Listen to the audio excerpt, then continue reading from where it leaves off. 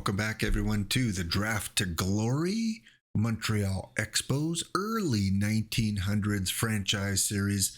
This episode here, a little bit of a pause episode. We're not going to play through a whole season. We are going to look at the draft. We're going to go through the draft, but we're going to reflect back on the first 10 years of the drafts in this series. We're going to look at all the number one picks and how they're doing, kind of looked at their projection. Are they starting to regress? Are they still improving? Thought it would be cool. It was a viewer comment in one of the videos that asked, hey, can you take a look at the first round picks, the number one overall picks? How are they doing? What do I think of them? That's what we're going to do this episode. So welcome all in, everyone. Hope you're having a wonderful day wherever you're watching this from. It is almost time for our 1910 first year player draft. These are the projected top 10, and boy, oh boy, what a time to get the number one overall, because projected to go first overall is one Ty Cobb. Well, the Expos are not going to get this player. Oh boy, why couldn't you have been a pick earlier in this process? But hey, we have never had a number one overall pick because we've lost draft lottery. So even if we did finish last, there's no guarantee we would get Ty Cobb. Whoever you go to, Ty, it's not going to be the Expos. Jack Smith, Ralph Gar, Carlos Quentin, Tony Oliva. Yeah, we're not going to get any of those. We're going to pick later in the first round, and the draft lottery results are in. The winner of the Ty Cobb sweepstakes will be the Washington Senators. Yes, Washington will get first overall pick. They move up from the number 4 slot. Boston stays at 2. The Giants stay at 3. And it's Pittsburgh who's the big losers in this draft lottery. They go down from number 1 to number 4. So it pays not to tank. No tanking, because there's no guarantee you're going to get a top 3 pick. That being said, before we go to this year's draft, let's look back at the first overall picks from the last 10 years. First up, Arlie Latham. Arlie Latham was taken number 1 overall in the 1901, or was it the 02? It was the 1901. So we had the inaugural draft to kick off the franchise, where we took the worst players possible.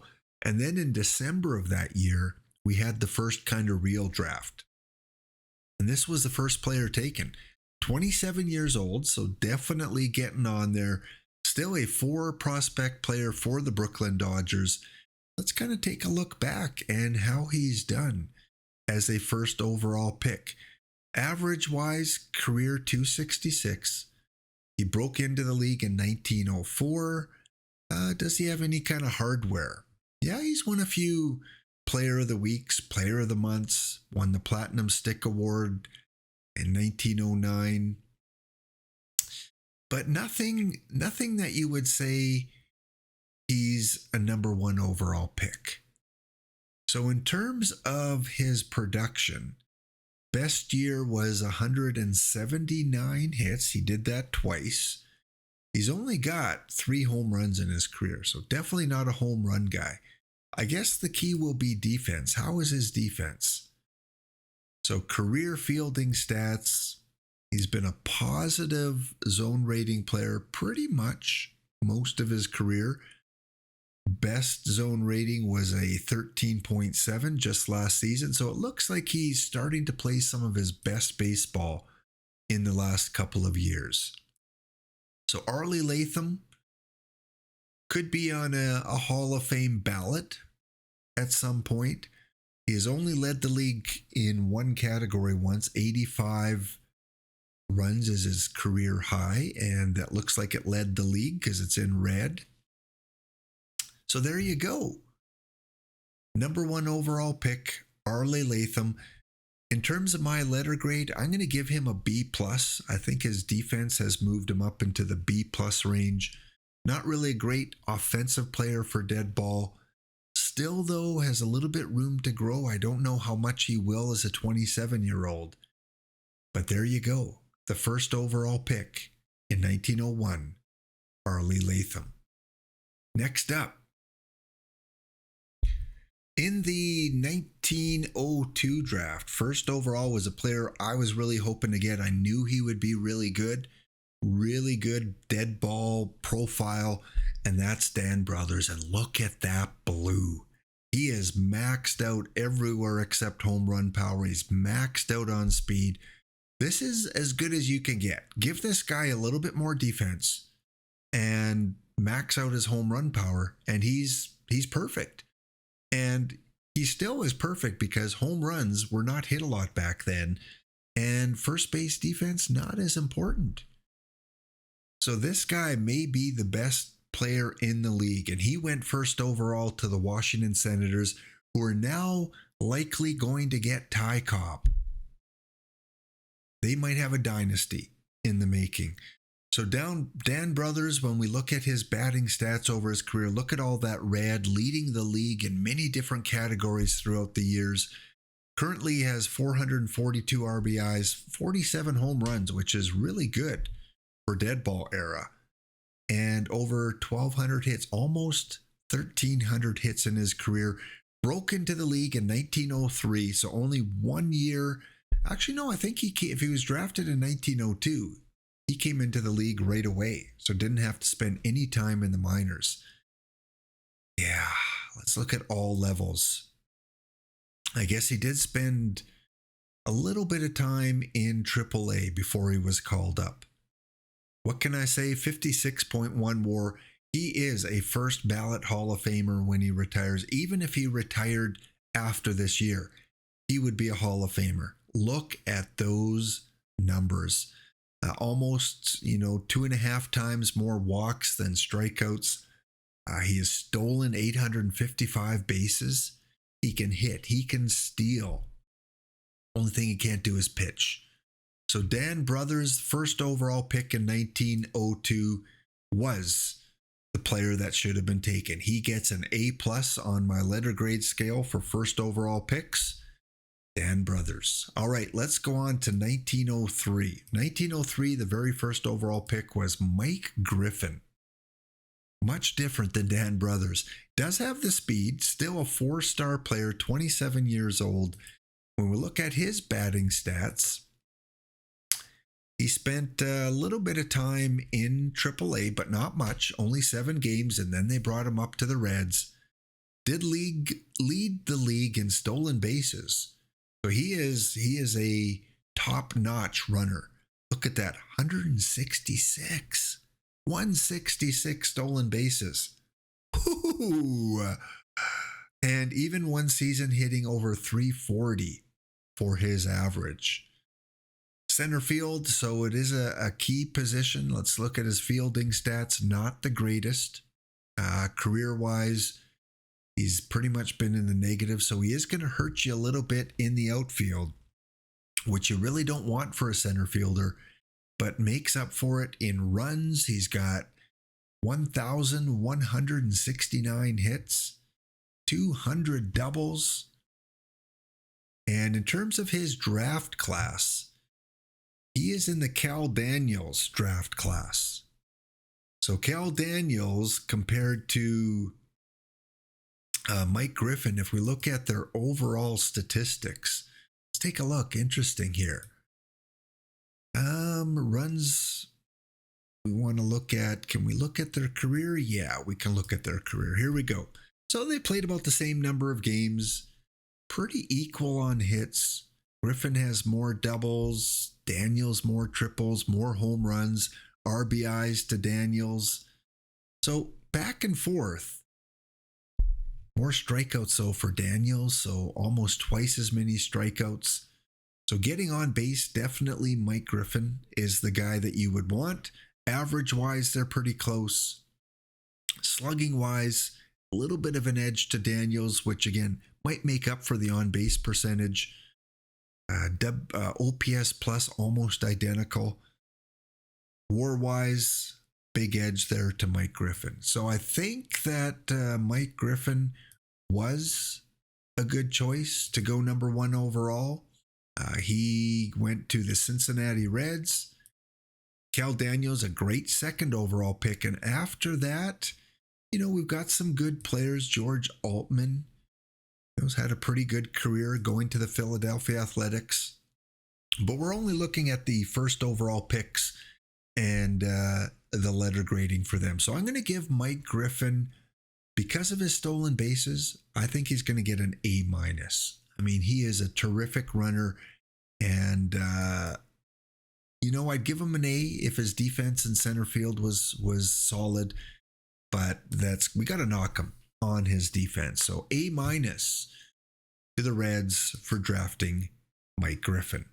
Let's move on to 1904. First overall pick was Anthony Rizzo, a modern day player.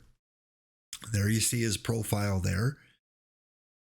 And in his career, he was called up in that first season. So he played about 2/3 of the time in AAA back in 1905.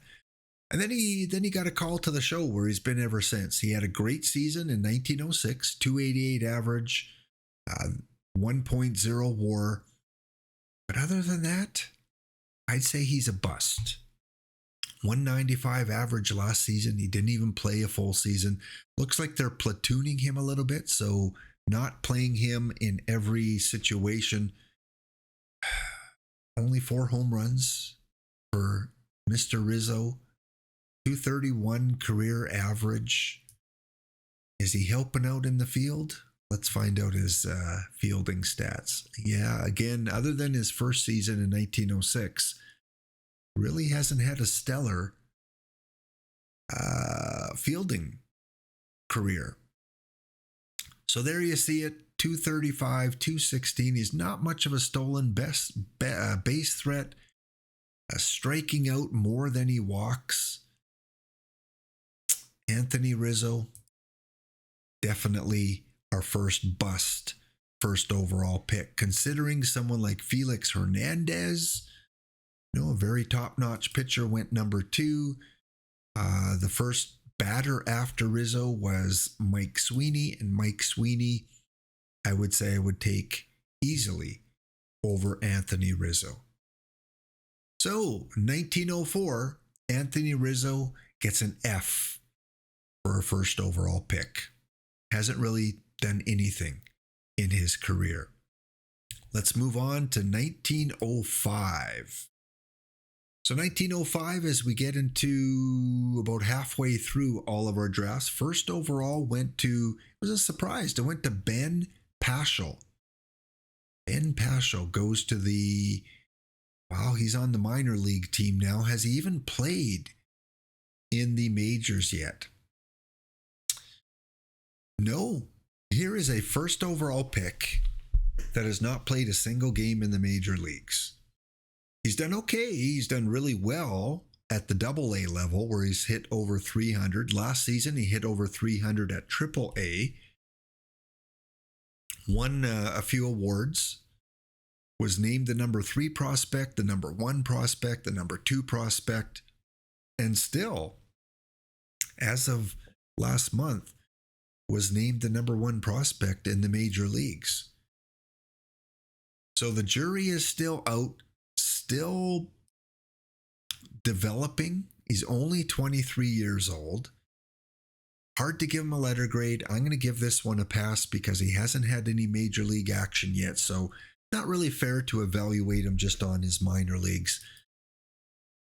So playing the long game for Ben Paschal, who was drafted first overall, Jimmy Wood, number 2, Jose Abreu, Hank Aaron, and sometimes it's good to look at their overall stats and kind of see what their career stats are. If we look at their split, and should have career on here somewhere. There we go. And all levels, major league level.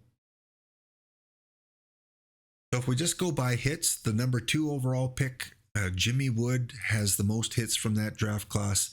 The number 14 overall pick, Bo Bichette, has 851 hits. And then Hank Aaron, who went 4th overall, is 3rd in hits. If we look at RBIs, Bo Bichette, Hank Aaron, Jimmy Wood, same three players. Runs, Wood, Williamson, Paul Molitor, who's on our team. So definitely there were better picks out there, but like I said, we have not seen Paschal in the major leagues yet. Could be a late bloomer. Hopefully, that's what they are thinking of, that he'll develop into something good. Still number one on the current overall prospect list. All right, let's go on to 1906.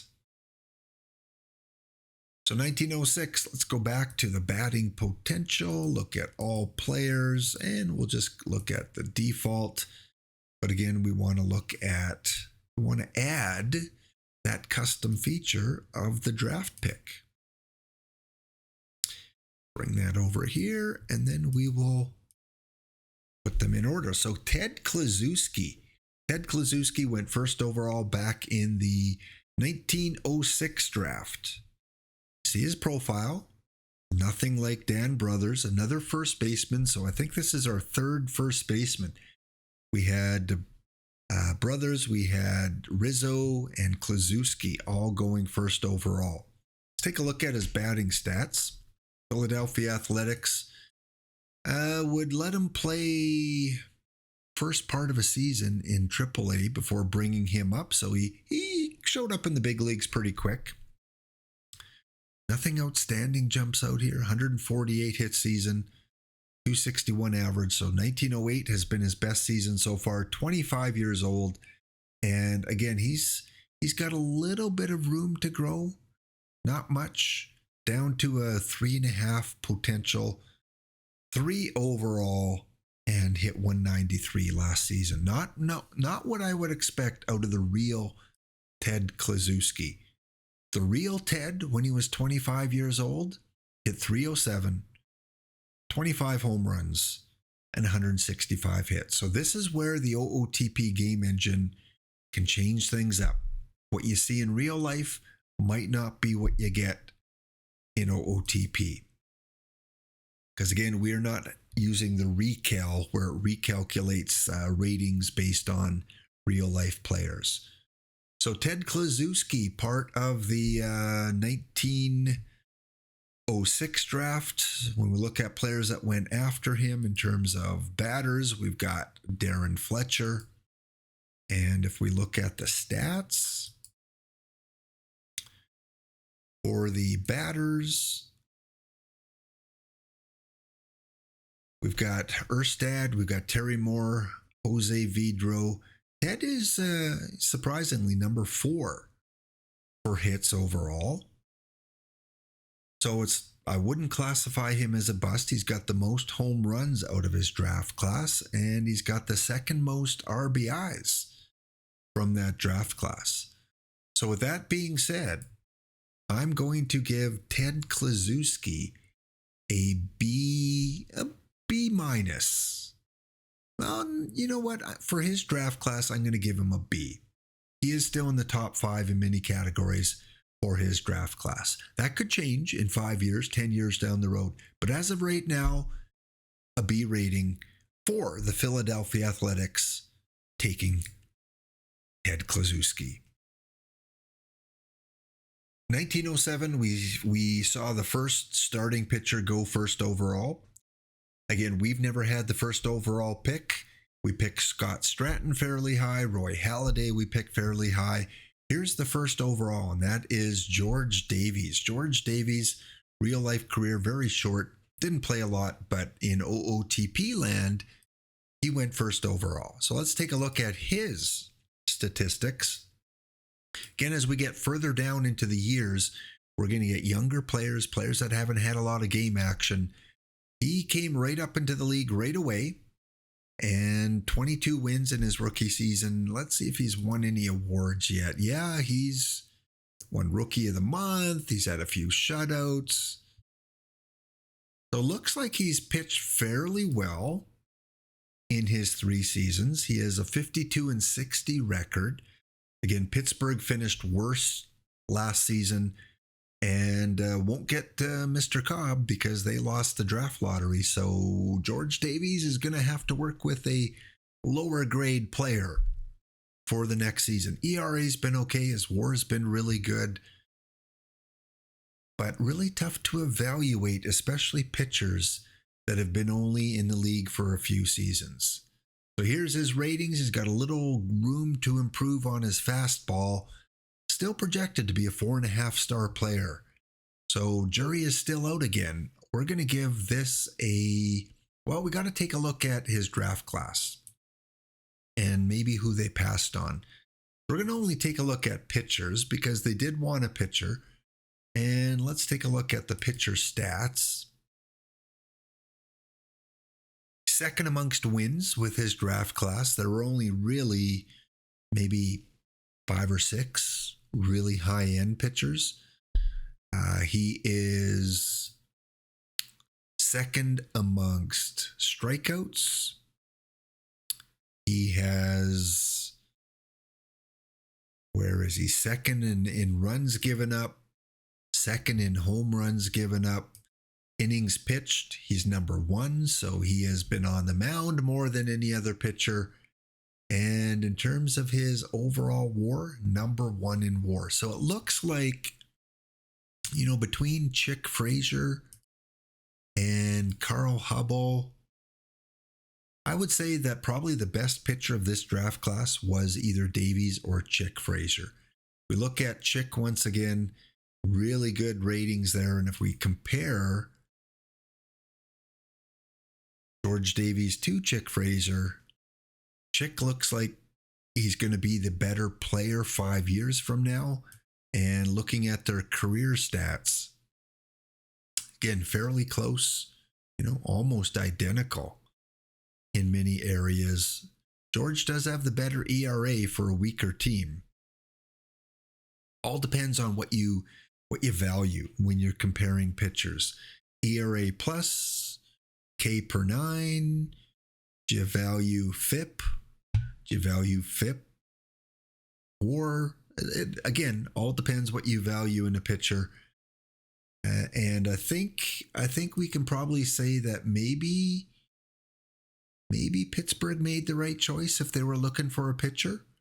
So I'm going to give Pittsburgh a B+ on the choice of George Davies. They wanted a pitcher.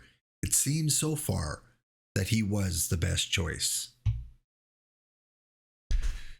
Next up, in 1908, just a couple seasons ago, where the Expos took Marquise Grissom with their first overall pick, the Cincinnati Reds, with their second first overall pick in this series, went with first baseman again, another first baseman, Johnny Mize. Now, Johnny Mize looks like he is going to be really good in his career. The big cat, fully developed, 23 years old, came into the league after spending just 4 games, cup of coffee, in AAA. And in his 2 seasons, he's at 288, 254. Defense-wise, in 1909, had a really good season at first base, pretty much even last year. And like I said, these young players, 23 years old, hard to judge them. Again, I do like that he's fully developed. It doesn't look like he's regressed. Awards-wise, Player of the Week a couple times, Platinum Stick at first base, Rookie of the Year award.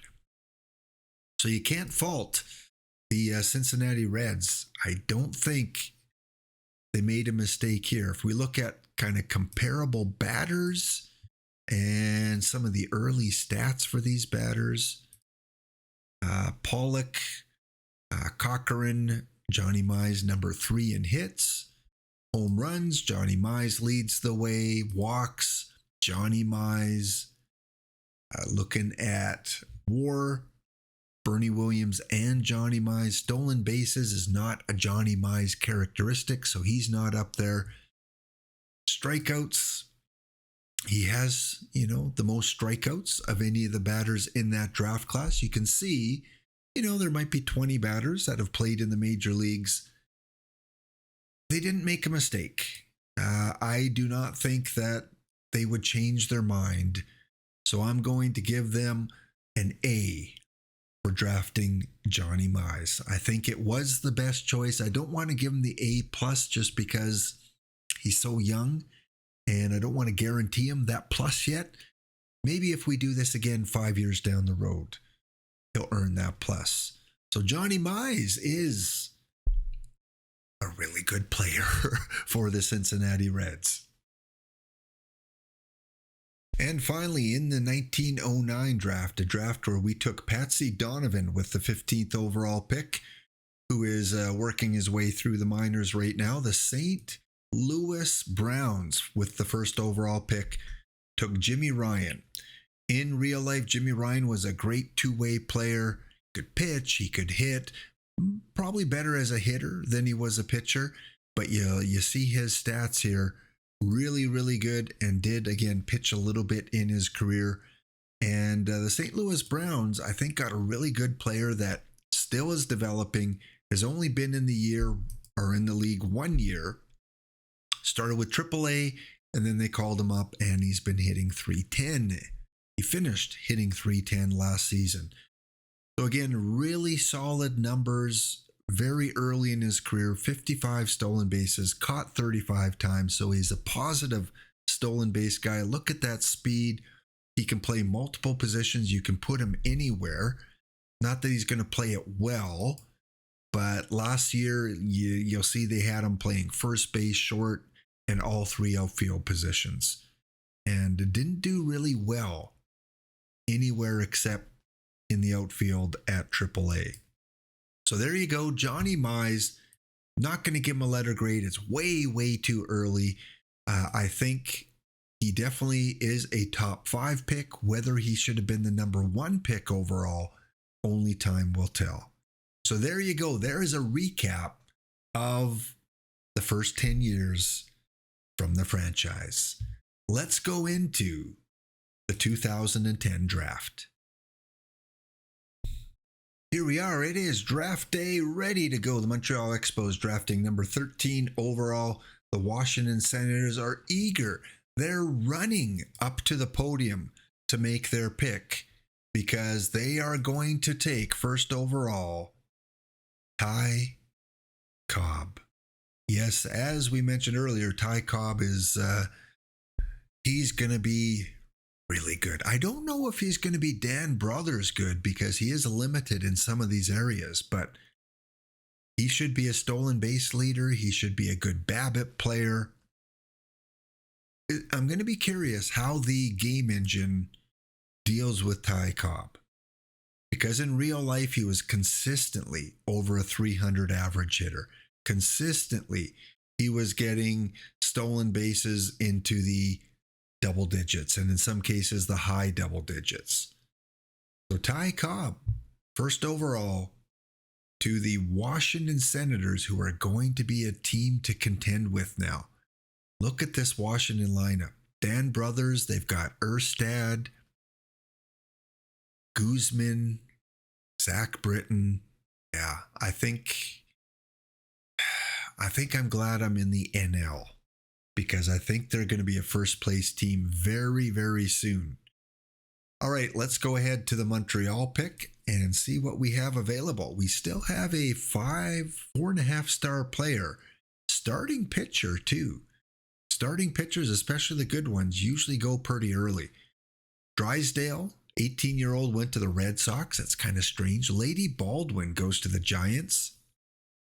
Jack Smith.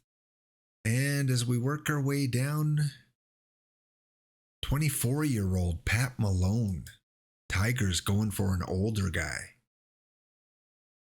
Okay.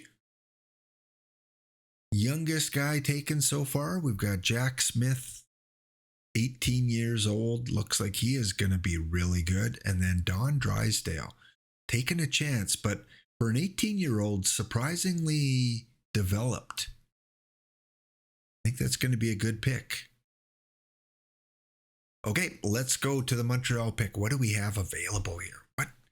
What kind of things are we looking forward to? Again, always like to create that short list, so let's go ahead and do that. Okay, we've shortlisted all of the players with at least a 3 overall or I guess a 3-star potential. We want to make sure we get, a solid pick. It's pick 13, so you're not going to get an all-star probably this late, as the drafts tend to be very top heavy. Then they settle down after about pick number 7 or 8, but I think we can still get a very useful player here. So let's take a look first of all at the batters. We've got George Cutshaw, 23 years old. We're in a position of win now, so age, I'm not really concerned about age. I'm more concerned about positional players, because we want to try and find someone that can play third base, because I think it's time to replace Joe Ward, who can be a very useful backup. Third base, and there's really no one else I don't think that we can take out of the lineup right now. I don't think we're going to get a drafted player at this position that's going to step in and be a starter. So either want a young player that's going to come down in 2 or 3 years, or someone that can step in now at third base. So third baseman, George Cutshaw cannot play third, 23 years old. We're going to remove him from the short list. Well, we'll keep him on in case he's there next round. Gutierrez is a shortstop. We've already got a really good shortstop in Joe Sewell. Yes, he could play in the minors and come up in a few years, but it's not a priority. Hank Majeski, third baseman, really good third baseman. Probably better than what we have now. Might spend 1 year in the minors, so far my top choice. And then in the outfield, 22-year-old, don't need this. We have so many outfielders. And again, shortstop, we're pretty good for now, although we could keep him in the minors. So right now, Hank is my number 1 choice. Let's take a look at the pitchers. And let's kind of take a look at the pitching ratings. And sometimes I think pitching potential is better. What are they projected to be? So Dick McBride was the guy that jumped out right away. Good dead ball pitcher. He's got good control, really good stamina. I think this is an obvious choice. I think with Scott Stratton and Roy Halladay, maybe even Ron Guidry, I don't think we can pass on him. He's 24, so I'd give him 1 year in the minors, which allows the Senator to fight it out with Halladay for a starting role. And then even when we bring McBride in, I think we put him in the bullpen for a couple years. 24 years old, a little bit worrisome. Carl Mays is the next guy. He is fully developed and ground ball pitcher. Good dead ball profile. It's always better to have better control than stuff. And let's compare those two. Who do I prefer? I think McBride. Yeah, McBride is still the choice. Next, we got Jimmy Gobble or Gobble. He's got to progress, but I don't like the makeup here. I prefer to have lower stuff, higher movement and higher control. Billy, same thing. I don't want that high stuff. Yeah, I think it is going to be an easy choice. It is going to be Dick McBride. I think all of you would agree with that. There's not really a batter that stands out, so we don't have to really compare pitchers versus batters. We're going to go with Dick McBride. Welcome to the Montreal Expos. You're probably going to make the team next year. On to round 2. Let's take a look at our short list. Anyone left? Anyone left? Of course, we have to add, as we always forget, the team name to see if they've been drafted. And only 2 players left on the short list. Matt Merton, outfielder, and Hank Majeski. Hey, this was the batter I was going to take First round. Easy choice. Wow. We don't get a lot of breaks in these drafts, but this time we got lucky that Hank Majeski is still there. So we are definitely going to take him in round number 2. Continue draft. Where are you, Hank? Right there. Ooh, that was a bonus. Great defensive third baseman, a position of need, and he can probably step in as soon as next season. Nice. Let's go on to the next round. Let's see if that one player is still there on the short list.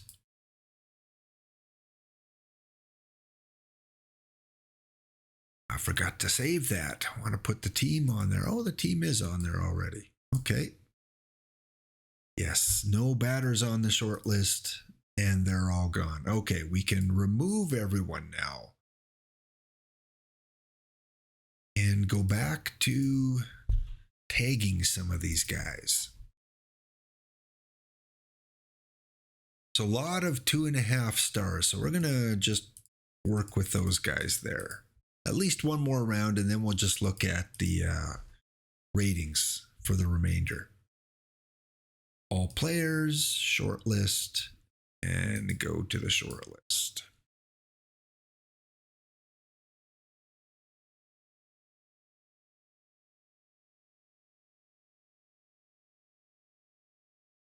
Okay, let's go with batters first of all. Batting potential. Got a catcher there, but again, we've got Manny Seguin, we've got Joe Garagiola, Tim Foley at second base. Good dead ball profile. Well, not really. I'd rather have the much higher eye. Burgess Whitehead. Yeah, the talent has really dropped off. Mike Kincaid. I think I like the more well-rounded Mike Kincaid so far. Take a look at pitchers.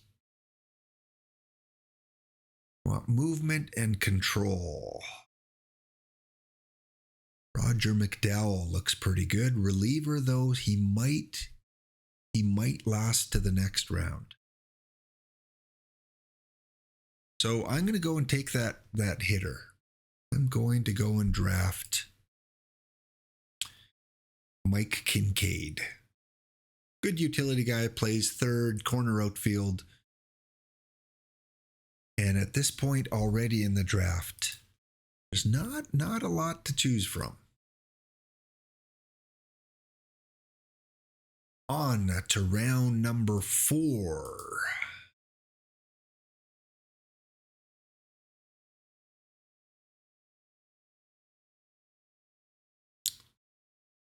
What do we got going on? One player left for our batters and pitchers.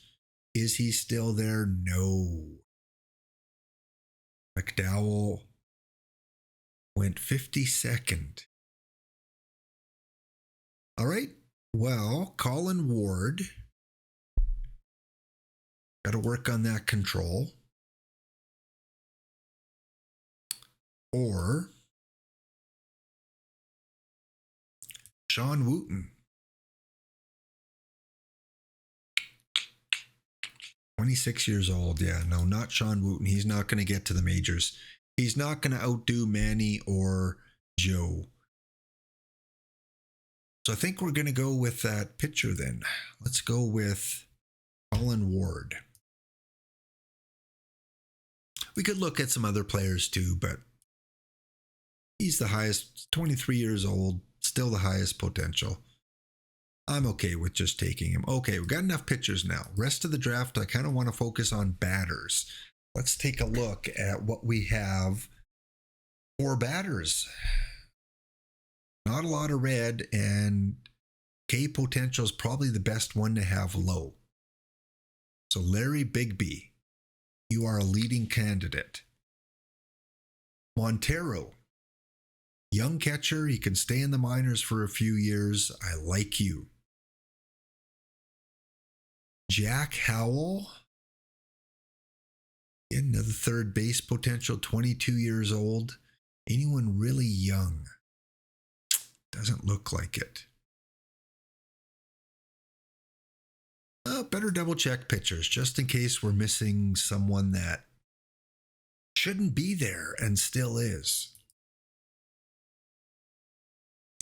Bobby Schwinnard or Peraza. Only one pitch, really. Dangerous. No, I think we stick with the batters. And I think Shed Long.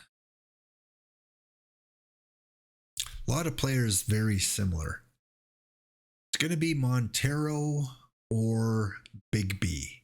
And because we have a lot of outfielders, we're going to go with the younger catcher and hope he develops even better than what they show there. Miguel Montero, who played up until 2017, including with the Toronto Blue Jays. Good to see. Okay, let's draft that catcher. On to round 6. Round 6, we've had some success in the past. This is where we got Bo Jackson. I believe we've got Bob Chance also in a round 6 at one point. So even though they may not look very good, we could get lucky and get a big boost. So I'm going to go with Big B, since we were thinking about him last round. Next up, let's take a look who the scout recommends. Who are they saying? Mike Bowman.